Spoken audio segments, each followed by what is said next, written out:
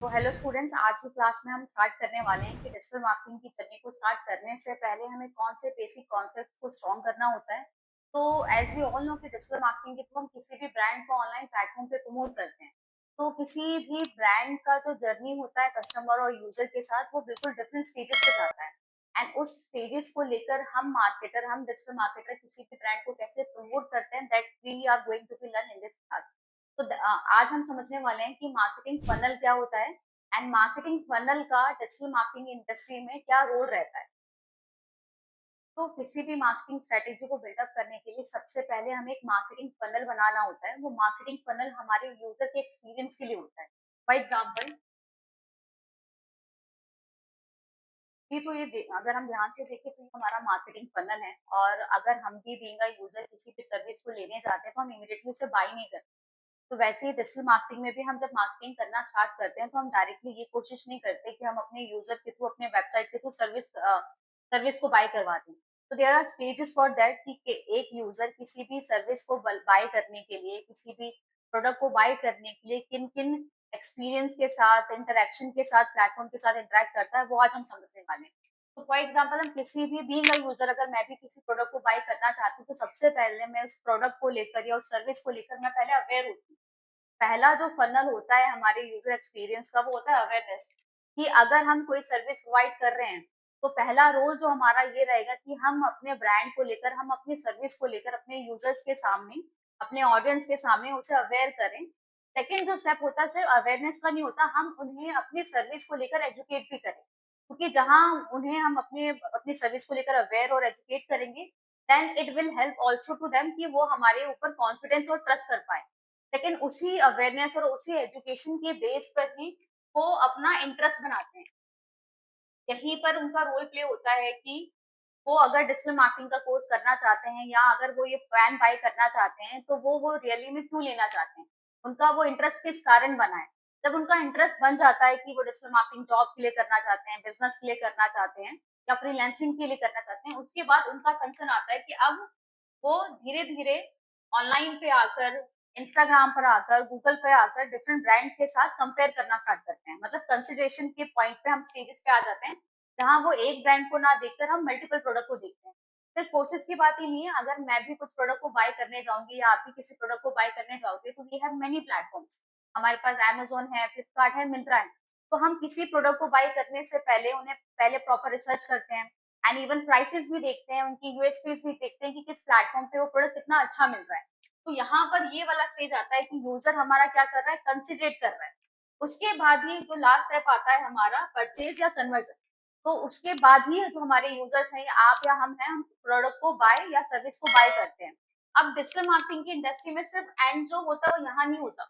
अब यहाँ पर जब हमारी ऑडियंस ने हमारी सर्विस ले ली है, तो उसके बाद हम उसको आने वाले टाइम पे रीमार्केटिंग भी करते हैं। रीमार्केटिंग मतलब ये कि कोई भी यूजर अगर आपकी वेबसाइट पर आकर या आपके किसी भी प्लेटफॉर्म पर आकर आपकी किसी भी प्रोडक्ट के साथ इंटरेक्ट करता है या किसी प्रोडक्ट को बाय करता है, तो उस यूजर को आप आने वाले टाइम में अपने आने वाली सर्विसेज को रीमार्केटिंग या रीटारगेट कर सकते हैं। अब डिजिटल मार्केटिंग की इंडस्ट्री में ऐसा नहीं होता कि हम सीधा जाकर हम वेबसाइट ही बिल्डअप कर देंगे, राइट? क्योंकि आप बीइंग अ यूजर या me being a user directly सीधा वेबसाइट पे जाके प्रोडक्ट नहीं बाय करता। पहले वो गूगल पे जाकर, इंस्टाग्राम पे जाकर, यूट्यूब पे जाकर रिसर्च करता है। वो रिसर्च वाला पार्ट कहाँ आता है? अवेयरनेस पे आता है। तो awareness is very important platform कि मेजॉरिटी ऑफ द जो क्राउड है वो हमारे ब्रांड को लेकर सबसे पहले यहीं पे अट्रैक्ट होती है। यहीं पर वो एजुकेट भी होती है। यहीं पर एजुकेट होने के बाद वो अपना इंटरेस्ट क्रिएट करती है। तो वेबसाइट का रोल सिर्फ हमारी परचेज को लेकर ही नहीं है, उसके अलावा हम बाकी प्लेटफॉर्म पे क्या-क्या मार्केटिंग स्ट्रेटेजीज करेंगे जिससे कि हमारी ऑडियंस हमारे प्रोडक्ट और हमारी सर्विस को लेकर अवेयर हो, एजुकेट हो, वो सारा रोल पे हमारा अवेयरनेस और एजुकेशन पे होता है। अब ये अवेयरनेस और एजुकेट हम कहाँ से करते हैं? फॉर एग्जांपल, हमारा सोशल मीडिया प्लेटफॉर्म हो गया। सोशल मीडिया प्लेटफॉर्म पे आप इंस्टाग्राम देखेंगे, फेसबुक देखेंगे, यूट्यूब देखेंगे। यहाँ पे यूजर यूजली आजकल के यूजर्स क्या करते हैं कि किसी भी प्रोडक्ट को बाय करना चाहते हैं या किसी भी सर्विस को लेना चाहते हैं, वो सीधा जाकर इंस्टाग्राम पर, फेसबुक पे या यूट्यूब पे जाकर उससे रिलेटेड इन्फॉर्मेशन लेने की कोशिश करते हैं, अवेयर होने की कोशिश करते हैं। एंड अगर कोई सर्विस रिलेटेड है या एजुकेशन रिलेटेड चीजें हैं, तो उसको लेकर वो एजुकेट कहाँ होने जाते हैं? सीधा यूट्यूब पे जाते हैं। तो ये सारे platform, even Google is also play a very important role कि वो हमारे ब्रांड को लेकर, हमारी सर्विस को लेकर अपनी ऑडियंस को एजुकेट करें। फॉर एग्जाम्पल एसईओ यहाँ पे बहुत इंपॉर्टेंट रोल प्ले करता है। एसईओ में हम ब्लॉग लिख सकते हैं, पेजेस क्रिएट कर सकते हैं और टॉपिक्स इंक्लूड कर सकते हैं जो हमारी सर्विस को लेकर हमारी सामने वाली ऑडियंस को अवेयर करेगा। फॉर एग्जाम्पल किसी को डिजिटल मार्केटिंग का कोर्स करना है, तो सीधा जाके वो digital marketing course in Delhi नहीं सर्च करेगा। बीइंग अ यूजर, अगर मैं फर्स्ट टाइम कोर्स करने आ रही हूँ, तो सबसे पहले वो ये जानने की कोशिश करेगा कि डिजिटल मार्केटिंग क्या है, डिजिटल मार्केटिंग कोर्स के क्या फायदे हैं, स्कोप ऑफ डिजिटल मार्केटिंग क्या है। तो इसी से रिलेटेड ये हमारा पहला स्टेज होगा अवेयरनेस का, जहां पर हम अपने फेसबुक पे कोई रील बना सकते हैं, इंस्टाग्राम पे, यूट्यूब पे अपनी पूरी एजुकेशन वीडियो स्टार्ट कर सकते हैं, एसईओ पर पूरे ब्लॉग्स बना सकते हैं, what is digital marketing, right, scope of digital marketing. तो यहाँ से क्या हो रहा है, हमारा जो यूजर है वो अवेयर हो रहा है, and majority of the crowd जो होता है वो हमारे पहले स्टेज पे ही होता है, अवेयरनेस पे ही होता है। इसके बाद ही स्टेप बाय स्टेप वो फिल्टर आउट होकर हमारे नीचे फनल्स पे जाता है। तो awareness and education is educate is very important to create the most of the traffic on your website, on your platform, to convert into the lead. क्योंकि यहीं पर अगर अवेयरनेस पे ज्यादा से ज्यादा क्राउड नहीं आएगा तो आपका कन्वर्जन भी उतना ही कम होगा। क्योंकि ऐसा नहीं है कि यहाँ पर अगर आपके 1 लाख लोग आ रहे हैं, राइट, तो वो ही 1 लाख लोग आपके वेबसाइट पे आकर परचेज कर लेंगे। नहीं, फिल्टर आउट होना स्टार्ट होता है। 1 लाख लोग अगर हमारे अवेयरनेस पे हैं, तो कंसिडरेशन पे जाते जाते वो हो सकता है 10,000 हो जाए, राइट, एंड कन्वर्जन पे जाते जाते, मतलब प्रोडक्ट बाय करते करते ये भी हो सकता है कि वो 100 या 1000 हो जाए। तो हमें ये मेक श्योर करना है कि हम अपने टॉप ऑफ द फनल को ज्यादा से ज्यादा बिल्डअप करें, जिससे कि हम ज्यादा से ज्यादा ऑडियंस को कैप्चर कर सकें।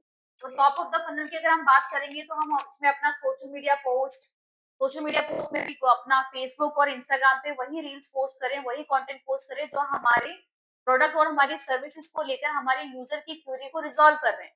उसके अलावा YouTube is very very important. यहाँ पर आप इन short videos, long videos create कर अपने यूजर्स को एजुकेट कर सकते हैं।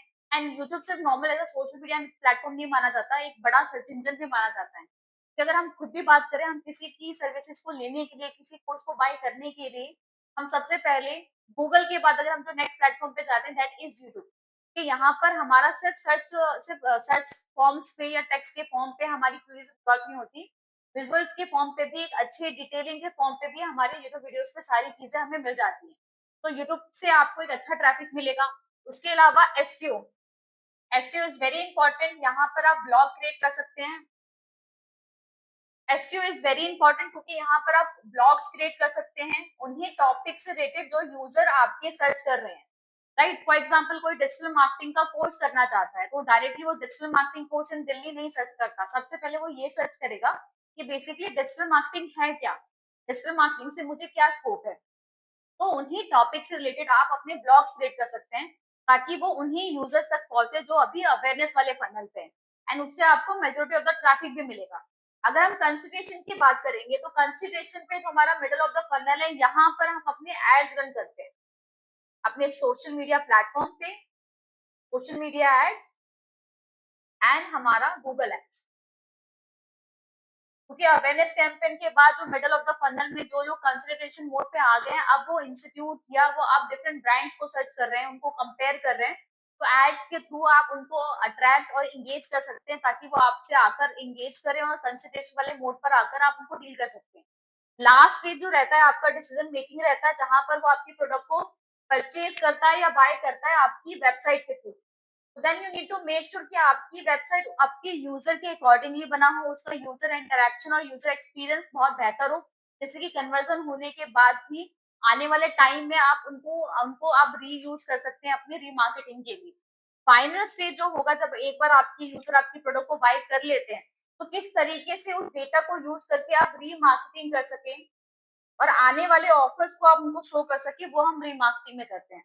तो remarketing strategy is a very important strategy for any digital marketer, क्योंकि यहाँ पर अगर हम देखेंगे कि हम एक बार कोई सर्विस के लिए नहीं जाते हैं, if we want to buy any service, तो that will be the there will be the probability कि हम आने वाले टाइम में हम सर्विस को हम आगे भी लें या किसी और को रिकमेंड करें। तो हमें अब जो एक बार डेटा हमारे पास आ गया हमारे यूजर को, उस डेटा को कैसे हमें यूटिलाइज करना है रीमार्केटिंग एड्स के थ्रू। एंड रीमार्केटिंग आप कैसे कर सकते हैं, रीमार्केटिंग आप ईमेल मार्केटिंग के थ्रू कर सकते हैं,